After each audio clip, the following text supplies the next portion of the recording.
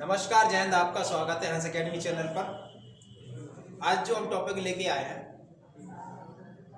वो भारत का संविधान है। तो संविधान कहाँ से आया, संविधान का जो ढांचा है वो क्यों भारत में आया, कैसे आया, किन किन विकास के चरणों के माध्यम से आया। तो भारत में संवैधानिक विकास कब और क्यों प्रारंभ हुआ। भारत में संवैधानिक विकास इसलिए प्रारंभ हुआ क्योंकि संविधान क्या है, संविधान एक वैधानिक दस्तावेज है जो ये दर्शाता है कि उस देश की शासन प्रणाली कैसी है। संविधान क्या है, दर्शन है। वो ये दर्शन ये बताता है कि वहाँ की सरकार कैसी है, वहाँ की जनताएं कैसी है, वहाँ पे जनता की अपेक्षाएं कैसी हैं। तो संविधान क्या है, किसी देश की शासन प्रणाली, कौन सा देश के नियम कानून, ठीक है, किस प्रकार से चलते हैं, ये संविधान तय करता है। तो संविधान एक वैधानिक दस्तावेज है जो कि किसी भी देश की शासन प्रणाली को चलाता है, एक मार्गदर्शक के रूप में काम करता है, एक फंडामेंटल ऑफ, ठीक है, लॉ होता है ये, ठीक है। तो ये संविधान है। तो संविधान आरंभ कहाँ से होता है भारत में, तो भारत में संवैधानिक विकास दो प्रकार से होता है कि जब एक तो ईस्ट इंडिया कंपनी आई थी और इसके बाद ईस्ट इंडिया कंपनी के बाद भारत में किसका शासन आया, ताज का शासन आया, क्राउन का शासन आया। तो भारत में दो प्रकार के शासन चलते हैं, ईस्ट इंडिया कंपनी का शासन और एक होता है ब्रिटिश क्राउन का शासन, ताज का शासन। ईस्ट इंडिया कंपनी के अंतर्गत भारत में संवैधानिक विकास क्या क्या रहा। तो सबसे पहले जो भारत में शासन आया, भारत में जो कानून आया, भारत में जो संविधान का चरण आया वो रेगुलेटिंग एक्ट आया। और रेगुलेटिंग एक्ट कैसे आया, किस प्रकार आया, क्यों आया, ये 1773 में आया। इसके बाद फिर ब्रिटिश इंडिया एक्ट आया। ब्रिटिश इंडिया एक्ट के बाद फिर चार्टर रेगुलेटिंग एक्ट कब आया, 1773 में आया। ब्रिटिश इंडिया एक्ट कब आया, 1784 में आया। इसके बाद ठीक है चार्टर एक्ट आया 1793 में। चार्टर क्या था, चार्टर एक होता है आदेश पत्र जो कि राजा और रानी महारानी द्वारा जारी होता था, चार्टर, ठीक है। तो चार्टर एक्ट आया 1793 में। फिर अगला चार्टर एक्ट कब आया, 1813 में। अगला चार्टर कब आया, 1833 में, 1853। इसी प्रकार से ईस्ट इंडिया कंपनी के तहत 4 चार्टर आए, एक ब्रिटिश इंडिया आया और एक रेगुलेटिंग एक्ट बना। तो प्रश्न यहाँ से पूछा गया है कि ईस्ट इंडिया कंपनी के अंतर्गत कितने चार्टर आए, तो 4 चार्टर आए। 1793 का, 1813 का, 1833 का, 1853 का, ये ईस्ट इंडिया कंपनी का शासन था यहाँ। इसके बाद 1857 में क्या हुई, क्रांति हुई, गदर विद्रोह हुआ। तो उसके बाद गदर विद्रोह के बाद फिर क्या हुआ, कुछ नियम शासन बदल गए। तो ये जो पावर जो पहले ईस्ट इंडिया कंपनी के पास थी, ये पावर चलेगी कहाँ पर, राजा के पास, क्राउन के पास। तो वहां से फिर आदेश जारी होने लगा, फिर वहां से कानून बन के आने लगे, वहां से ब्रिटिश पार्लियामेंट से कानून बन के भारत में आने लगे। तो क्राउन का शासन आया, ताज का शासन आया, मतलब राजा या महारानी का शासन भारत में आया। तो जो पहला शासन कौन सा था, भारत शासन अधिनियम 1858 आया, ठीक है। समझाएंगे हम किस कानून के तहत किस प्रकार की बदलाव, क्या उसकी विशेषताएं थी। भारत परिषद अधिनियम 1861 का आया, भारत परिषद अधिनियम 1892 का आया, भारत परिषद अधिनियम 1909, इसी को कहा गया मार्ले मिंटो सुधार अधिनियम 1909 वाला।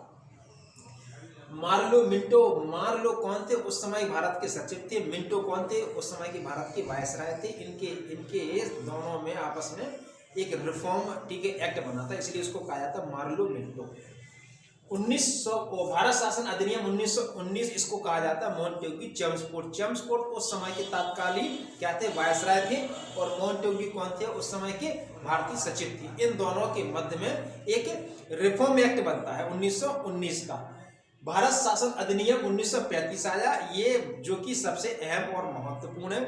सबसे ज्यादा जो आर्टिकल है संविधान में, सबसे ज्यादा जो भाग है, सबसे ज्यादा जो क्या कहते हैं जो प्रोविजन है वो यहीं से लिए गए हैं। भारत स्वतंत्रता अधिनियम 1947 में। तो ये जो कानून आए हैं, ठीक है, ये ब्रिटिश क्राउन के आदेश के अनुसार आए हैं। और ये जो कानून आए हैं ईस्ट इंडिया के तहत, कौन कौन से इस प्रकार के कानून आए हैं, 6 कानून आए हैं। तो सबसे पहले हम चर्चा करते हैं किसकी, 1773 के चार्टर, ठीक है, सॉरी, रेगुलेटिंग एक्ट की। रेगुलेट मतलब होता है क्या, विनिमय, ये नियंत्रण करना, ठीक है, विनिमय करना। रेगुलेट मतलब कि ये जो पावर थी ना ब्रिटिश ईस्ट इंडिया कंपनी के तहत आती थी पूरी पावर, ठीक है। भारत में जो रूल होगा, भारत में जो शासन होगा, व्यापार होगा, जो नियंत्रण होगा, जो देखरेख होगी, ईस्ट इंडिया कंपनी करेगी। तो रेगुलेटेड एक्ट क्या था, रेगुलेट का मतलब क्या होता है, रेगुलेट होता है कि उस समय के 1773 में British PM north Lord north थे, लॉर्ड, अच्छा एक चीज और, लॉर्ड जितने भी वायसराय, गवर्नर जनरल भारत में आते हैं, सबके नाम के आगे क्या लगता है, लॉर्ड लगता है। लॉर्ड मतलब भगवान नहीं होता है, लॉर्ड मतलब वहां की उच्च सदन को लॉर्ड कहा जाता है। ब्रिटिश पार्लियामेंट में उच्च सदन को क्या कहा जाता है, लॉर्ड। तो वह व्यक्ति उच्च सदन का सदस्य होता था, तो इसलिए उसके नाम के आगे क्या लग जाता है, लॉर्ड लग जाता है। तो उस समय के तत्कालिक ब्रिटिश पीएम कौन थे, लॉर्ड नॉर्थ द्वारा एक समिति बनाई, गुप्त समिति, और इस समिति ने रेगुलेटेड एक्ट की संज्ञा दी, नाम प्रतिपादन किया, ठीक है, कि भारत में एक रेगुलेटेड एक्ट बनाकर भेजना चाहिए। तो ये रेगुलेटेड एक्ट की सिफारिश यहां से आई थी, ठीक है ना, गुप्त समिति थी जो कि उस समय के पीएम थे। इसके तहत इसके बाद क्या हुआ, बंगाल में जो गवर्नर वाली व्यवस्था चल रही थी, ये व्यवस्था में परिवर्तन हो गया। किस प्रकार का परिवर्तन हुआ कि बंगाल का गवर्नर नहीं हुआ, कि बंगाल का गवर्नर जनरल कहलाएगा, ठीक है। तो बंगाल का गवर्नर जनरल वॉरेन हेस्टिंग्स बना। पहले क्या होता था, बंगाल का गवर्नर, अच्छा बंगाल का ही क्यों होता था, क्योंकि उस समय का बंगाल सबसे बड़ा सूबा था, सबसे बड़ा प्रांत था, औद्योगिक चाहे क्षेत्र हो, चाहे वो राजनीतिक क्षेत्र हो, चाहे वो जनसंख्या का हो, चाहे वो क्षेत्र के आधार पे हो, बंदरगाह था, सुगम सरल व्यापार वाणिज्य का एरिया था। इसलिए ब्रिटिश लोगों की, चाहे कोई भी यूरोपियन लोग, सबकी नजर बंगाल पे होती है, ठीक है ना। तो इसके तहत क्या क्या प्रोविजन हुआ, पहला कि बंगाल का गवर्नर नहीं होगा, बंगाल का गवर्नर जनरल होगा, पहला, ठीक है। इसके तहत फिर अब क्या हुआ, बंगाल के गवर्नर जनरल के लिए क्या 4 सदस्यीय, 4 लोगों की एक टीम काम करे, 4 सदस्यीय के परिषद का गठन किया गया जो उसकी हेल्प करे, वॉरेन हेस्टिंग्स की गवर्नर की, ठीक है। भारत में ब्रिटिश सरकार का पहला कदम था जो कंपनी के कार्यों को नियमित व नियंत्रित कर रहा था, ये पहला कार्य। कंपनी को प्रशासनिक व राजनीतिक क्या मिली, मान्यता मिली थी रेगुलेटरी एक्ट के तहत। ईस्ट इंडिया कंपनी को राजनीतिक और वह क्या, राजनीतिक और प्रशासनिक क्या मिली थी, मान्यता मिल गई थी, किसके तहत, रेगुलेटेड एक्ट के तहत। महत्वपूर्ण। इसके बाद फिर क्या हुआ, कंपनी की देखरेख करने के लिए क्या बना, कोर्ट ऑफ डायरेक्टर की स्थापना, कोर्ट ऑफ डायरेक्टर बना, ठीक है, निदेशक मंडल, इसकी देखरेख, कंपनी की देखरेख के लिए। और इसके बाद फिर जब क्या हुआ कि मद्रास और बंबई के जो गवर्नर होते थे ना, ये सब किसके अधीन हो गए, बंगाल के अधीन हो गए, बंगाल के गवर्नर जनरल के अधीन होगा ये गवर्नर, ठीक है। एंड इसके बाद 1774 में सुप्रीम कोर्ट की स्थापना हुई, जिसमें 3 प्रमुख न्यायाधीश होते थे, अन्य न्यायाधीश होते थे और एक मुख्य न्यायाधीश होता था। एलिजा एम्फे पहले मुख्य न्यायाधीश बने थे 1774 में, ठीक है, कलकत्ता में स्थापित हुआ था ये सुप्रीम कोर्ट।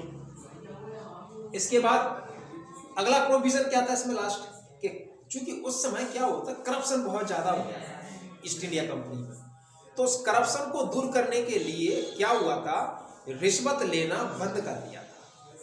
और साथ ही साथ क्या हुआ था कि कंपनी के जो व्यापारी कर्मचारी थे ना, ये निजी व्यापार नहीं कर सकते, मतलब खुद से व्यापार नहीं करेंगे, जो वेतन हम दे रहे हैं ना उसी में आप संतुष्ट रहो।